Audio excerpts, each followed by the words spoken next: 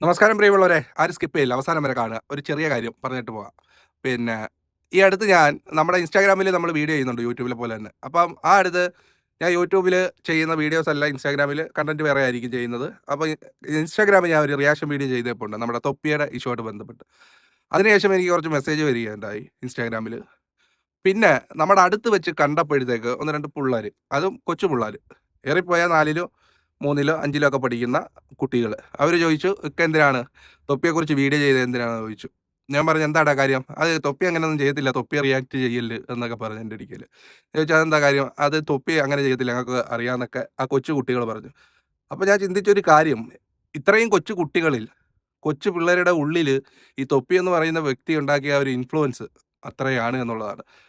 അവര് മറന്നുപോയതും ആ ഒരു കാര്യമാണ്. ഞാൻ പറഞ്ഞല്ലോ, തൊപ്പിയെ സംബന്ധിച്ച് അവരെന്ന് പ്ലാറ്റ്ഫോം എന്ന് പറഞ്ഞാൽ പുതിയ പിള്ളേരുമായിട്ട് പെട്ടെന്ന് കണക്റ്റ് ആവുന്ന രീതിയാണ്. പിന്നെ അവർ കിക്ക് എന്ന് പറയുന്നതും അതേപോലെയൊക്കെയുള്ള ലൈവ് സ്ട്രീമിംഗ് മീഡിയയിലൂടെ അതേപോലെ ഗെയിമിങ്ങുകളിലൂടെയൊക്കെ മുമ്പോട്ട് വന്ന് ഈ ജനറേഷനിലെ കുട്ടികൾക്ക് കണക്റ്റ് ആവുന്ന രീതിയിൽ കണ്ടന്റുകൾ കോർഡിനേറ്റ് ചെയ്ത് ആ കണ്ടന്റ് വെച്ച് റീച്ചായ ആൾക്കാരാണ്. അപ്പം ബിലോ 80+ താപ്പോട്ടാണ് എനിക്ക് തോന്നുന്നു കൂടുതലും തൊപ്പിക്ക് ഫാൻസ് ഉള്ളത് എന്നാണ് എനിക്ക് തോന്നുന്നത്. അല്ലെങ്കിൽ ആ ഒരു MRC എന്ന് പറയുന്ന ഒരു ഗ്യാങ്ങിന് ഫാൻസ് കൂടുതലും ഉള്ളത് എനിക്ക് തോന്നുന്നു ഒരു 10 മുതൽ 16, 17 വയസ്സിനുള്ളിലൊക്കെ ഉള്ളതായിരിക്കും. അതിന് മേപ്പോട്ടുള്ളവരും ഉണ്ട്. എന്നിരുന്നാൽ തന്നെയും കൂടുതൽ ആൾക്കാർ അത്രയും പ്രായത്തിലുള്ള കുട്ടികളാണ്. ഇതിനകത്തൊരു കാര്യം, ഈ കരുനാഗപ്പള്ളി നമ്മുടെ നാട്ടില് കുറച്ചു കാലം മുമ്പ് തൊപ്പി ഒരു ഉദ്ഘാടനവുമായിട്ട് ബന്ധപ്പെട്ട് വന്നപ്പം, അന്ന് ഇവിടെ ഒരുപാട് കുട്ടികൾ തടിച്ചു കൂടിയ പോലീസ് അവസാനം അതൊരു വാർത്തയൊക്കെ ആയിരുന്നു. ലാത്തി വീശുകയും കുട്ടികൾ ഓടിയൊക്കെ ചെയ്യേണ്ട അവസ്ഥ വന്നു. അപ്പൊ അതിനകത്ത് കൂടുതലും വന്നത് 10ാം ക്ലാസ്സിലും +1 ഒക്കെ പഠിക്കുന്ന കുട്ടികളായിരുന്നു എന്നുള്ളതാണ് അന്ന് കൂടുതലും നോട്ട് ചെയ്തൊരു കാര്യം. അപ്പോൾ പറഞ്ഞല്ലോ, ഏജ് ഓഫ് കാറ്റഗറി നോക്കുമ്പഴ് ഈ തൊപ്പിയെ പോലുള്ളവരെ ഇൻഫ്ലുവൻസ് ചെയ്യുന്നത് ആ ഒരു കാറ്റഗറിയുള്ള കുട്ടികളെയാണ് എന്നുള്ളതാണ്. അപ്പൊ നമ്മുടെ മക്കള് എങ്ങനെ ആവണം എന്നുള്ളത് നമുക്ക് ആഗ്രഹിക്കാം. നമ്മളെപ്പോലെ ആവണം, അല്ലെങ്കിൽ നമ്മളെ കണ്ട് പഠിക്കണം, അല്ലെ ഇന്നതുപോലെ ആകണം എന്നുള്ളത് നമുക്ക് എന്തെടുക്കാം, ആഗ്രഹിക്കാം എന്നുള്ളതല്ലാതെ അങ്ങനെ ആവണമെന്ന് നമുക്ക് വാശി പിടിക്കാൻ പറ്റില്ലല്ലോ. അപ്പൊ നമുക്ക് ചെയ്യാൻ പറ്റുന്നത് നല്ലതും ചീത്തയും തിരിച്ചറിയുന്ന രീതിയിലെങ്കിലും അവരെ ഈ കാലഘട്ടത്തിൽ വളർത്തിയെടുക്കാൻ സാധിക്കുക എന്നുള്ളതാണ്. അത് നമ്മൾ സാധിക്കുമോ എന്നുള്ളത് രണ്ടാമത്തെ കാര്യം. കാര്യം കൂടുതലും അവര് ഇപ്പം ഫാമിലിയായിട്ട് മിങ്കിൾ ചെയ്യുന്നത് കുറവാണ്. ആൺകുട്ടികളായാലും പെൺകുട്ടികളായാലും പൊതുവെ അവരെ ഒരു ഫോൺ വഴിയുള്ള ഫ്രണ്ട്സ്, അല്ലെങ്കിൽ സ്കൂളിൽ പോകുമ്പോൾ ആ ഒരു ഫ്രണ്ട്സ്, അവിടെ നടക്കുന്ന ചർച്ചകൾ എന്താണ്, അവിടെ നടക്കുന്ന ടോക്കുകൾ എന്താണ്, ഇവരുടെ സൗഹൃദങ്ങൾ ഏത് തരത്തിലാണ്, അല്ലെങ്കിൽ ഇവരുടെ ഒരു ചിന്ത ഏത് തരത്തിലാണ് എന്നുള്ളത് നമുക്കൊരു പക്ഷേ ഓൾഡ് ജനറേഷനിലുള്ള രക്ഷിതാക്കൾക്ക് ഒരുപക്ഷെ ഇപ്പം മനസ്സിലാക്കാൻ പറ്റിയെന്ന് വരുന്നില്ല.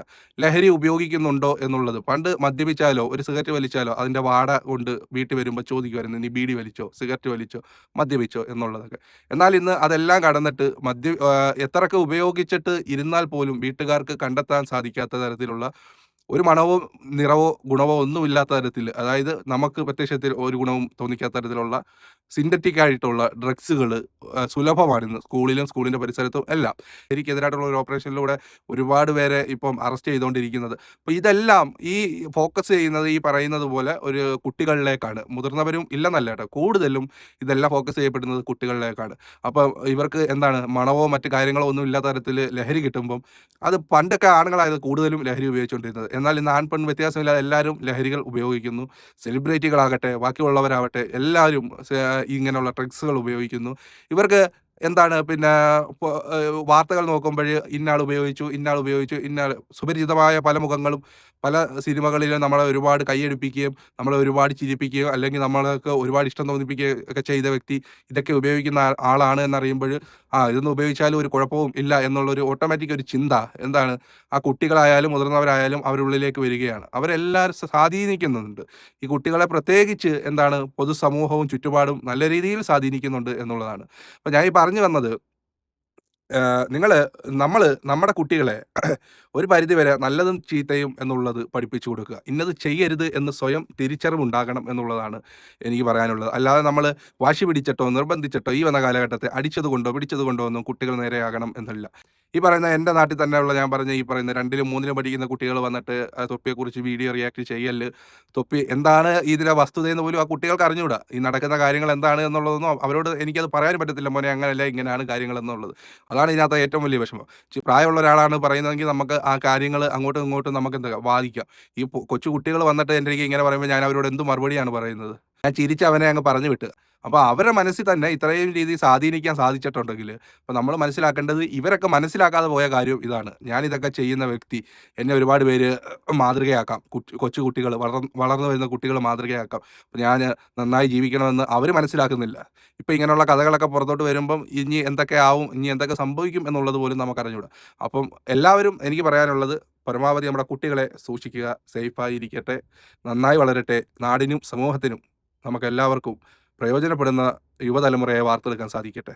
അപ്പൊ ഈ വീഡിയോ അവസാനം വരെ കണ്ട എല്ലാവർക്കും നന്ദി. അപ്പോൾ നിങ്ങളെല്ലാവരും നമ്മുടെ ചാനൽ ഒന്ന് സബ്സ്ക്രൈബ് ചെയ്യുന്ന കാര്യവും പേജിലാണ് കാണുന്നതെങ്കിൽ ഫേസ്ബുക്ക് പേജ് ഒന്ന് ഫോളോ ചെയ്യുന്ന കാര്യം പരിഗണിക്കുക. വേറെ ടോപ്പിക്കുമായി നമുക്ക് വീണ്ടും കാണാം. അതുവരെയും എല്ലാവർക്കും ബൈ. Thank you.